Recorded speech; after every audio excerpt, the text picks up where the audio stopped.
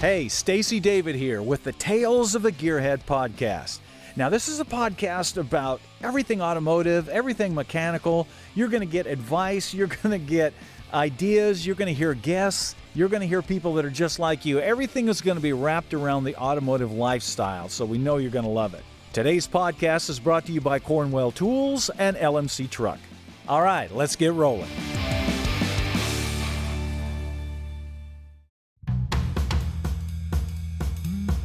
All right, we got a great podcast for you guys today. Got a couple of guests here. We've got LJ and Munch from Lift King. And if you're not familiar with Lift King, they build some really incredible shop tools and some stuff that you're definitely going to want to check out and hear about. We're going to go into some of their design work, how they come up with some products. But also, Munch is a very well-known painter. So we're going to talk about that a little bit as well. So guys, welcome to the podcast. Thanks for having us. Appreciate you. All right. Let's talk about Lift King a little bit. People have seen me use the products on the show before. The bed lifter is fantastic. This allows one person to lift the bed off of a truck. If you don't have one, if you're working on a truck, you better get one because it will save your life. First of all, how do you develop your products? Well, Stacey, so we focus on building things heavy duty. Yeah. And that's our whole focus. Yeah. And we don't want to build things that is limited to certain size, certain, So this isn't one or two uses sort of stuff. No, this is long term. We build everything to last forever or, a really long time. To be used. Absolutely. Yeah. So you've got your body dollies, you've got frame dollies, you have that rack. Oh my gosh. Okay. Most of you guys know, if you've ever worked in a body shop or anything, you know the racks that you hang fenders on and this and that, and they're little spindly things. Half the time they're tipping over. You got to be careful how you do it. You brought me in a rack that looks like it carries aircraft parts, man. Well, tell me about the rack. How'd that come about? Well, so here's the thing, Stacey. So a lot of the competitive racks out there, they're typically referred to as like a parts cart. Yeah. And they're light duty. Yeah. Well, we focus in the big truck industry as well as the automotive. A lot of other groups are focused strictly automotive. So when we build something, we need to accommodate much heavier things like the big truck market. Yeah. And as we're building that particular rack, you can pull a turbo off a Peterbilt or whatever, and you can put it on the shelf and it's not going to come through. Yeah. You start putting that in the automotive side and they're blown away. They're like, wow, I can put things on here I never even thought of because it's also designed for the heavy shot. So we build it. It'll work both, heavy duty and light duty. Yeah. Now, most of you guys out there, you're listening to this, you've probably heard of go jacks or the ratcheting style jacks where you slide them under a tire, you jack the car up. So you kind of, in one fell swoop, you jack up the car and make it so you can roll it around. But yours are a little different because these are dollies that actually you have to jack the car up, but your dollies are so heavy duty. And then they also have attachments for pinch welds or just a frame saddle or all kinds of things will bolt to your bolt pattern. So tell me how that came about. It's such a better tool for a guy that's doing like a frame-off build or some sort of thing like that. Well, over the years, I've had shops that would contact us and, we'd talk to them about different dollies to move cars around. And they would complain, they would say, we can go to such and such company and buy one that works great for if you want to bolt to the hub. Yeah. Or if you want to jack the car up and just move it around a little bit. But we need something that will, that will work in multiple scenarios. Yeah. So we focused on building a jack that's really heavy duty. And when I say really heavy duty, so that you could put a full, you could put a full-size four-wheel drive, truck on it with no issue. So we're talking 8,000 pounds. Yes. We're putting something, full running truck, diesel. But we wanted to be able to... Don't try that with a go jack. I'll just tell you that right now. It is not going to work. Not going to work? I've done it. Go ahead. Well, in our case, we wanted to be able to, if you just wanted to drop the wheel in, you could. If you want to connect to the hub assembly, you can. Yeah. Pinch weld. If you want to set it down on the frame. Yeah. But at the same time, if you set it down on the frame with all the different designs and frames, you have to have everything independently adjustable. Yeah. And in some cases, you want just a minor adjustment because if you're lowering a vehicle down, Yeah. And say you're missing it by a 1/16 of an inch or an 1/8 of an inch. Mm-hmm. Do you want to jack the car back up so that you can get under there and adjust something? Put a shim, yeah. No. With our setup, Yeah. you can put a wrench down there and you can independently adjust it upward Yeah. without relifting the vehicle. So these are really for somebody that's working on a vehicle, not something that is sitting in a shop that you want to move to the side a couple feet with tires on it, which is what is really cool. Yeah, this is for a shop that's serious about getting the job done, whether it's collision, restoration, whatever have you. We are covering all aspects of the connection point for the jacking system for sure. Yeah, that's awesome. Now, Munch, did you have anything to do with the design of these?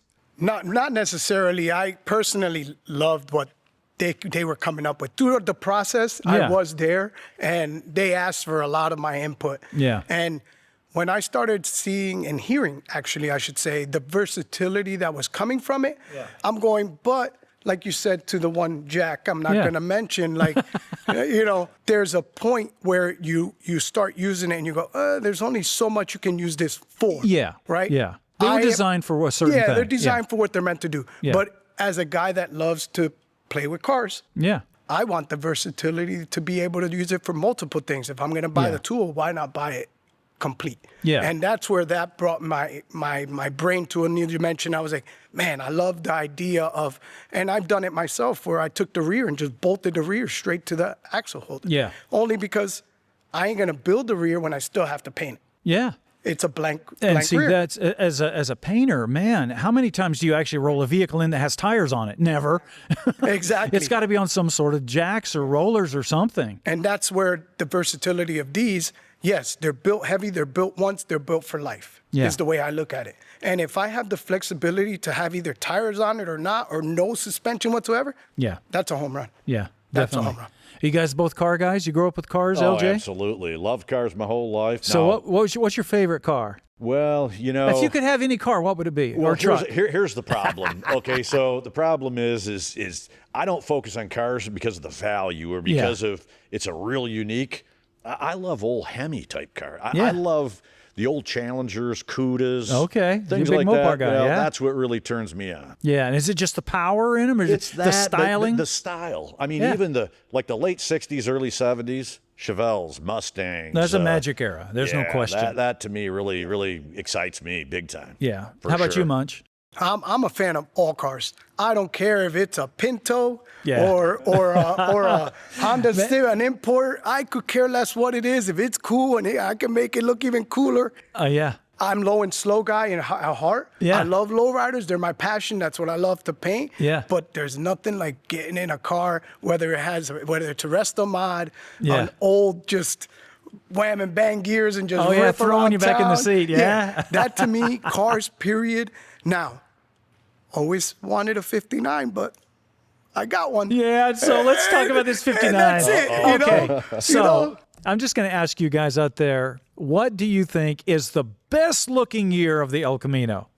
And I think probably everybody's going to agree the 59 Elky is I'll magic. tell you, man, that wings that come the into rear play. wings, and it worked better on the Elky than it did on the actual Yes, car. exactly. So you've got one. You've got a 59 Elky. 59 El Camino. And I'll tell you, the first day I saw it, I was like, all right, how do I get this in my hands, right? 'Cause Yeah. I just love the style. Yeah. I don't need multiple passengers. It's me and my wife. Yeah. I need a car that we can cruise and look good in. Yeah. Right? Now, does she like it? Oh, at first she was like, Oh, yeah. it's a truck. I'm like, no, it's a floating vessel. Oh, Look yes. at this thing. Yes. It just speaks appeal. It speaks like it's going to take off. Oh, yeah. And I also got the Fulton skirts that go the 60 Oh, inch the skirts, by yeah. 12. That thing's going to look like a space shuttle driving. Oh, yeah. To me, there's nothing better. Oh, yeah. I mean, 59's a beautiful era.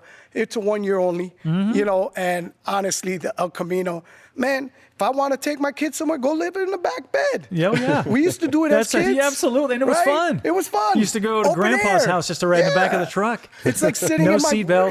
That's no true. seatbelts. Yeah. How about the van, the station wagons with the rear-facing seats? Yeah. Where I used to pull my hand down for the For the truckers to honk truckers. at me. My dad, That's it. when I was growing up, Dad always had a Jeep. He had old Willie's Jeep. We used to sit in the back of the Jeep Actually, we would stand on the back bumper and hold on to the tailgate, and Dad would try to throw us off in the field. He'd pop the clutch and try to throw us off the back of the Jeep. That's the games that we played. Yeah. And he would. We'd get up all covered with dirt, and Mom would be like, "What are you doing?" See, my favorite was my grandpa would be like, "No, get in the back," because he had a 70s El Camino back then. yeah.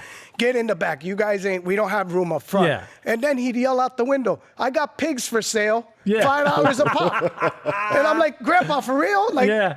we're there visiting him from the States. Yeah. Come on, like, and he's just making us look get Okay, all so we embarrassed. got to know, how are you going to set up the Elky? What kind of motor? What kind of transmission? So I'm going traditional with a 396 big block. Oh, good for you, You know, man. Good choice. I'm definitely doing the more updated carburetor. Stick or you know. automatic? It's gonna be automatic. Okay, but on you're the a ground, cruiser, yeah. You know, I got a dope, non-delete, deleted. Oh, yeah. You want your wife to slide over close. Yeah, I want to be able to go and act like I'm in a movie theater setting, kind of, and pull her towards me, and still have my space when I want it. Oh, yeah. Right. But yeah, I'm doing a Bench seat? 700. Nope. I actually I went out and found 59 Corvette seats. Oh, that's going to be because awesome. I love movement. Yeah. And that seat has a little bit of a curve back. It does, yeah. And then I built the center console from That waterfall the dash, thing? yes, Yeah. all the way into the back shelf of the window. Okay. You keeping the 59 dash? I'm keeping the 59 That's a dash. cool dash. That is iconic. I mean, if I did that, I'd probably be mad at myself. Yeah, I was going to say, if you're going to get rid of the dash, Yeah. I want it from my Apache pickup. I have two, so if you need one, I got an extra. Really? I do. I'm a junkyard guy. I go places and I go, "Oh my God, I found it." yeah. I have sawzalls ready to go in my truck sometimes. I'll cut it all out. I'm the same Keep way. it moving, right? Because you never know what you're going to find. Well, it's hard now to find a junkyard that you can actually go through and people will let you do that.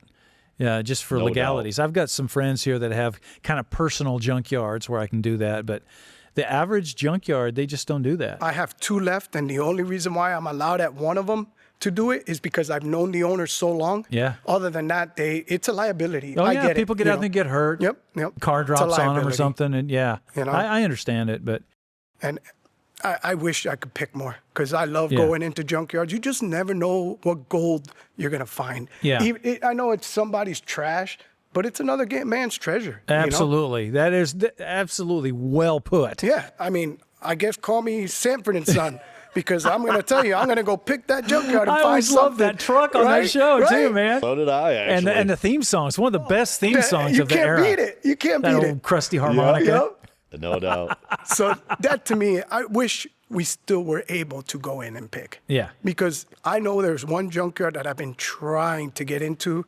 In the back of the field, all you see is old roof lines. Oh, that's awesome. And there's a lot. And you're of- out in California, right? No, I'm in Jersey, by the way. Yeah, really? Yep. And we only have two pools, and they're in Pennsylvania. So do they have a lot of rust in Jersey? Oh, yeah. Okay, Oh, so they're yeah. probably rotten in the... Oh, yeah. But still, you never know that little piece you need, that section, you can cut it out and take Yeah. it with you.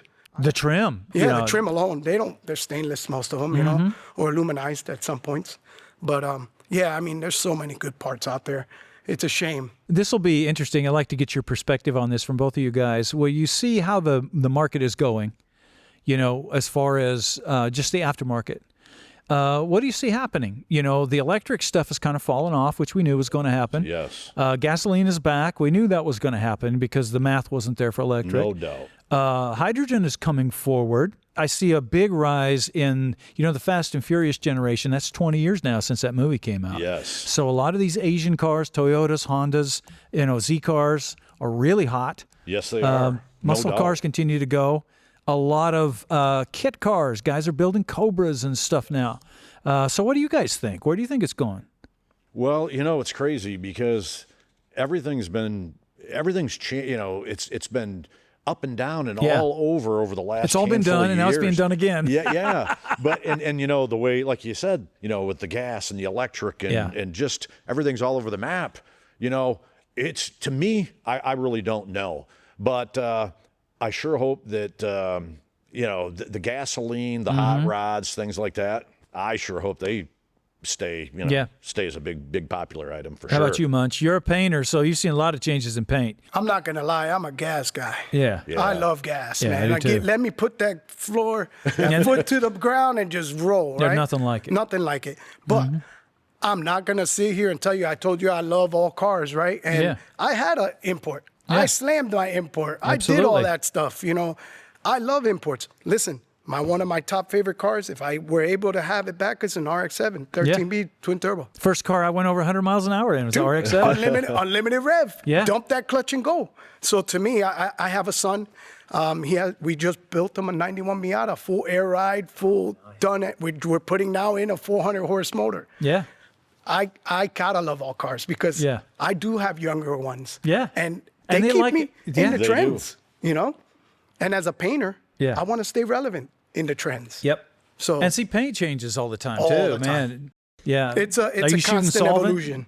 Yeah. I shoot solvent. I've shot waterborne for many years when it first came out. Yeah. Just to put it into perspective, I am always a diehard of solvent. Yeah. I know what I can do with it. I know how me I too. can manipulate it. But there's a place for waterborne. There's a place for latex. Yeah. I mean, everything has a place in this era Yeah. at the end of the day. Yeah, Gibson still uses that old nitrocellulose lacquer on their guitars. I mean, it's part of the way the wood works and the way that they're supposed to crack and sound and this and that. They would dare use anything else. Oh, God forbid you did. Yeah. It would change you'd be going, oh my God, in places you don't want to, right? But I'm still a fan of the old. I still have old lacquer for doing old custom tricks. Yeah. Listen, there's a place for everything. There's a place for it all. There's no question. Well, guys, thanks for being on here. We'll have you back on when you're in town. I appreciate it. And you guys have a good day, man. Thanks Thanks for for having having us. us, man. I appreciate you. I got a question for you out there. If you're working in your shop, what kind of tools are you using? Now, you're probably going to go, well, whatever I got cheap, man. Are you kidding? Well, and that's the problem because, listen, we all grew up working with cheap tools. And my first set of tools, my dad got them at Kmart, got them for Christmas. And I used those things until there was nothing left. But that's all we had at the time. But as soon as I could, I started investing in good tools. And the reason it's not because you want to show them off to people, even though that's okay. It's because they allow you to do quality work. And there is nothing more frustrating. I have talked to gearheads all across the nation, around the world actually. And one of the biggest frustrations they have is either not having the right tool or breaking the tool they were using or having something strip or break or something. And almost every time it's because they don't have the right tool or they're not using a quality tool. So if you are into this, like I hope you are, you need to get some good tools, and that's where Cornwell Tools comes in. They're America's oldest tool manufacturer. They're still American made. I think that if you are going to build some stuff, if you invest in a good set of tools right off the top, you don't have to get everything, but just get yourself a nice set of hand tools and work from there. You will never regret it. And you can pass them down to your grandkids or whatever if you want to. But most car guys want to hold on to their tools as long as they can. Anyway, if you get a chance, check out Cornwell Tools. You will not be disappointed. One of the big challenges that faces restorers out there today is finding good quality original parts. And there's a lot of places out there that carry custom parts, but finding those original parts can be very difficult. And that's one of the reasons you hear me talk about LMC Truck all the time. Because if you're doing a truck project, Ford, Chevy, Dodge, doesn't matter what year, they carry everything. They have got the parts, those little screws and those nuts and those little fasteners that you can't find anywhere, you can find at LMC. So if you have a project, even if you're not working on a truck, but you might need some hardware or something, that is Ford, Chevy, or Dodge related, you need to have an LMC catalog because I guarantee you, they got something that you can use.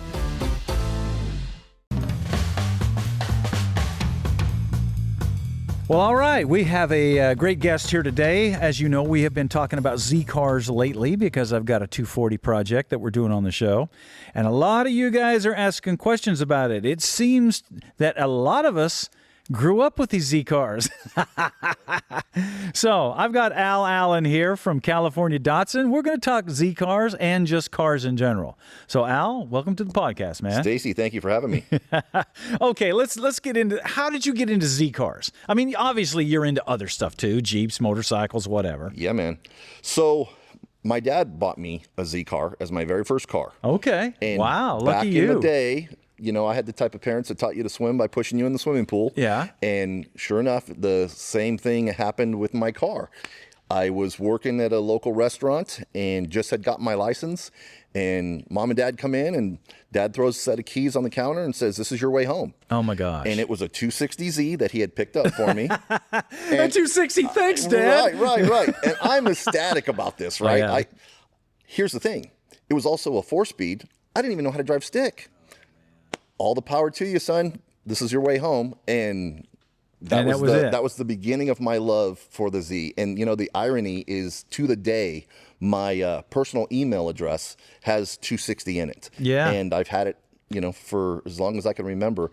I'm a 260 fan. It's just kind of, you know, in my bloodstream there. I love that particular year, 1 year only. Yeah, they were cool cars, man. They looked like a 240. You know, they hadn't had the ugly bumpers yet to the 280. Right. Well, they still had some uglier bumpers. They just weren't as ugly as those train bumpers from the 280.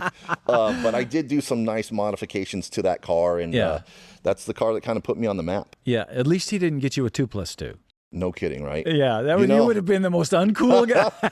I probably could have used one because it was my car in high school, and I can't tell you how many, you know, times during lunch break I had a couple of buddies in the back of my 260. Oh yeah, right. Just because you're kids, and you gotta, you know, I was the one with the car, and sure enough, we made it happen. So not a fan of the 2+2, but you know, there's some really nice ones out there. Oh yeah, you can do anything with them. Okay, so you've got California Datsun. How long have you been in business? How did this come about? Yeah, because you know that most people looked at the Z car as kind of a disposable car. You know, it's not like the Camaro or the Mustang where you have these big restoration places. Yeah. For a while now, that's all changing. Yeah. So now you got you guys. There's a lot of companies. So how did you get into that? Right.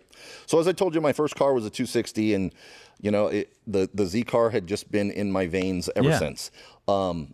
I had been fortunate enough to be sponsored by Motorsport Auto out in Orange, California. Okay. They had really helped me with a lot of parts, with a lot of different accessories for the car that made the car into a show car. Yeah. And it just kind of grew from there. I had started getting extra parts from, you know, just building a car. Sure. Young man putting a car together, and now I've got an extra set of wheels, and I've got some extra bumpers, and then before you know it, I'd start selling these things on eBay or offer up or wherever I could get rid of them. That's how it starts, man. That's how it starts. Back in those days, it was, you know, it was the penny saver, right? Yeah. But anyway, it just, I was fortunate to be in the right place at the right time. I wound up working for a company called Enterprise Rent-A-Car, which is still around today. And it got me in the automotive industry. So I got to meet a lot of people in the body shop world, in the dealership world. So I was connected with a lot of folks that I had access to get parts from. Yeah. So I was fortunate to be at the right place at the right time. As far as the business is concerned, well, there's a whole nother story there. Yeah. I was approached by a gentleman at a car show with that same 260 I told you about. Yeah. And he said, you know, we're interested in renting your car for a movie we have coming out. Okay. And we'll give you, you know, X amount of dollars, and we'll have the car for 3 months. Okay. And the money that he offered me, Stacey, I said, well, hell, you can keep the car for that amount, right? Yeah. No, we just need it. Come to find out, it was the original Fast and Furious movie. What? Yeah. I guess they did this with dozens of cars, right? Yeah. So they would have all these So was it extra in the cars. Fast and Furious movie? That's the thing. No. It was never used in any of the scenes. Yeah. And the irony is, I was telling the same story to a customer recently, and he says, "Blue 260 with flames on it?" I said, "Yeah, how'd you know that?" He goes, "I was a cameraman for the show back in there. And I remember seeing a Datsun back in the set going, why is that car here? You know, this is a show about Toyotas and Supras and Acuras and all that kind of stuff they had in that show." So anyway, it never got used, but that's cool though. I got the connections, right? I got the sponsorships. Absolutely. I got, you know, Toyo Tires was giving me tires for car shows, and they wanted their name associated with that brand. Yeah. Right. Yeah. And it allowed me to just flourish, right? I had this whole new set of connections, this whole new community. That's awesome. And then, before you knew it, I was doing that same little side hustle, right? Yeah. Selling these Datsun parts. And a gentleman had called me down in San Diego and said, hey, listen, I see you're, local and you're running this little Datsun business. And I said, yeah. He says, I have some Datsun I got a parts deal I'm trying for to you. sell, right? So, Stacey, you remember that show, Storage Wars from back in the day, yeah, right? yeah. Right? Well, that's what he had, right? He Okay. had like one of those public storage type places, Okay. right? Come to find out, the guy used to own a Datsun dealership. Oh, And I hear it coming. Yes. Apparently, as the story goes, Nissan would pay these dealership owners to literally throw these parts away to make room for the new parts, right? So he says, I wasn't throwing them away. I was putting You them put him in the this storage thing. Oh, you're locker, killing right? me. Seriously. Yes. Oh, my gosh. Yes. And he had dashboards and, I mean, just truckloads, literally, of brand new in the box Datsun parts. Now, was this like first generation Z car It was. stuff? Oh, my It gosh. was all Z car stuff. So that kind of got you started. It did. It really gave me inventory, right? It gave me... Which was always a problem with the Datsuns because they were so fragile.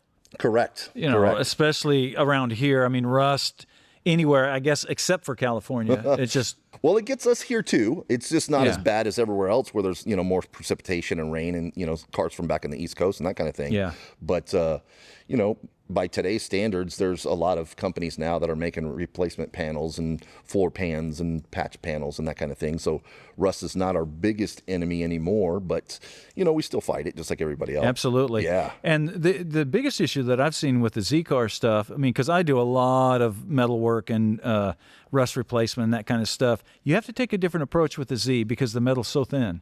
Good and point. you have to stress the cars up a whole different way before you start cutting out floors and stuff. You almost have to do them like they're all convertibles. Well said. And properly stress everything up. I see guys, cutting into rockers and stuff like that, and it's like that whole car is going to move on you. Yes. And they just don't know, and then they get into it, and it's like, well, why don't my doors fit? And they used to, Correct. And there's a lot that goes into them, especially guys putting V8s in them. True. That's a lot of torque going into basically a Reynolds wrap car. And I love them, but that's what they were. They just weren't made for that heavy stuff, especially the early 240. Yeah. And there's a lot of reinforcement options that you can do by today's standards that, weren't available back then. But even Scarab, if you're familiar with that company that was doing those V8 conversions back in the day, they were having to reinforce a lot of that car just for structural reasons, right? Yeah. Just they didn't want it bending, they didn't want it flexing, so they were putting, at least double the horsepower in those big giant V8s and the car was designed for. Yeah. So, yeah, it's true. These are thin metal, which, ironically is what makes the 280 more desirable for a restoration. Yes. Because just like Nissan says today in their advertisements, like our best Maxima ever. Well, no kidding. It's not worse than last year's, right? It's just Datsun was the same way. They got better every year and they realized, hey, we need to make the core support stronger. We need to make the door frame stronger. We need to use thicker gauge metal underneath. So the structure, the bones of the car are much better in the 280 than the 240. In fact, the irony is everybody loves the look of the 240. I was just at the car show at ZCon earlier today, and I saw, I think, 3 280s made to look like a 240. Oh, that's what I did with all my early ones. Absolutely. Back when you couldn't find reproduction bumpers, you actually had to try to find junkyard bumpers. Good luck with that. Yeah, no kidding. Yeah, so converting taillights, converting bumpers, knocking the ugly off of a 280 because it was designed for safety, right? Those big train bumpers weren't designed for cosmetics. They were designed to keep, a 5-mile-an-hour crash from hurting you. But, as far as the look is concerned, the skinny bumpers from a 240, the taillights from a 240, really make the car pop. Yeah, they really do. Say a guy's out there and he's thinking about getting into a Z-Car project. Which one would you recommend that a guy get into? Is there a particular era that you think is a better era, like the ZXs or the 300s? Or whatever, for a guy to get into one, have a nice car they can do some tweaking on? Or do you think that he ought to try to pick up a first gen? So I'm going to go back to my original point of saying the 280Z. And I'll tell you why is The And that's 280s 75 through 78. Well, I'm going to say 75 and 76. Okay. Versus 77 and 78, and I'll kind of explain that to you in a minute. But 75 and 76 still have the original spare tire well, like a 240 would. Yes. Versus 77 and 78, they have that what they call a false floor and that little space saver tire. Yeah. They use different type of door latches. There are just other things in that later model that, as a Datsun restoration guy, I don't prefer because not as much as interchangeable with the first gen stuff, right? Yeah. Not to mention that you can get that same 280, Stacey, for half of what you would pay for a restoration project in a 240, Oh, right? absolutely. No, I was looking for a 280 when I found this 240. Okay. That was what I was going to go after because, they're just easier to find. They last better and They stuff. made more of them. Absolutely. Yeah. I stumbled across this. Of course, couldn't pass it up. But I wouldn't have either. Yeah. But it altered because I was originally going to do a 280 and probably drop a V8 in it and do all that kind of stuff, flare it out, and do some of that wide body stuff. Yeah. And it completely changed. This is a better project because there's a lot more history. We've been able to tell the story of the 240, how it came into existence. It's going to be a really good story. Yeah. But the average person, you can still find 240s, but they're ragged, man.